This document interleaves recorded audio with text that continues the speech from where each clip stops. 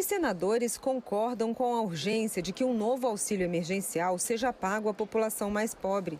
Mas a proposta de emenda à Constituição que pode destravar o pagamento desse auxílio não foi bem recebida por vários parlamentares. A crítica é principalmente ao dispositivo que acaba com os gastos mínimos para as áreas de saúde e educação, incluído no relatório do senador Márcio Bittar. O que existe de emergência para o país é a emergência da vacina e o auxílio emergencial. Portanto, para nós, emergência é a emergência social, não a emergência fiscal, como o governo está propondo. Ainda mais através da chamada PEC emergencial que estão falando, eles misturam alhos com bugalhos e vem a questão da desestruturação do próprio Estado. Limitar gastos na questão da saúde e da educação, para nós, é um absurdo. Já esperamos tanto, não tem por que votar num dia só. É bom para o país votar logo, mas não é bom para o país a gente votar uma coisa errada, a gente precisa ter muito cuidado. Nós acabamos de votar no final do ano passado a PEC do Fundeb, em que ao longo do tempo nós teremos mais recursos para a educação pública. Agora nós vamos acabar com tudo isso?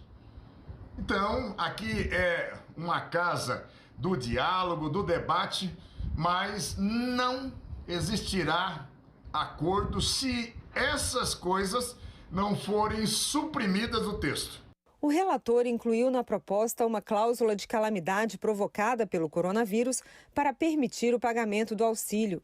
Assim, essa despesa não estará sujeita ao teto de gastos e outros limites impostos ao orçamento federal.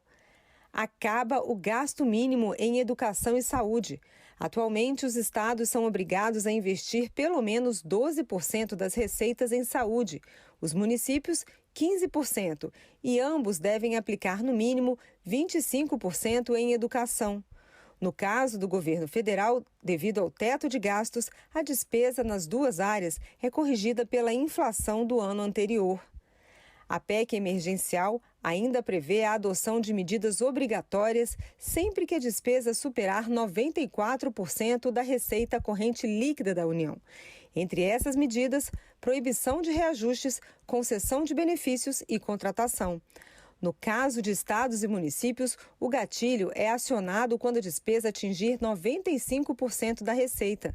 Se ultrapassar 85%, estados e municípios podem também adotar as medidas de contenção. É necessária a aprovação do Poder Legislativo local. A reação contra a desvinculação das receitas de educação e saúde veio de todos os lados. Parlamentares do PT e representantes de sindicatos se reuniram com o presidente Rodrigo Pacheco pedindo o adiamento da votação da PEC. O Conselho Nacional de Presidentes dos Tribunais de Contas do Brasil, junto com entidades de controle externo, publicou uma nota onde manifesta preocupação com a medida e lembrou que a vinculação de receitas para a saúde e educação está prevista na Constituição desde 1934.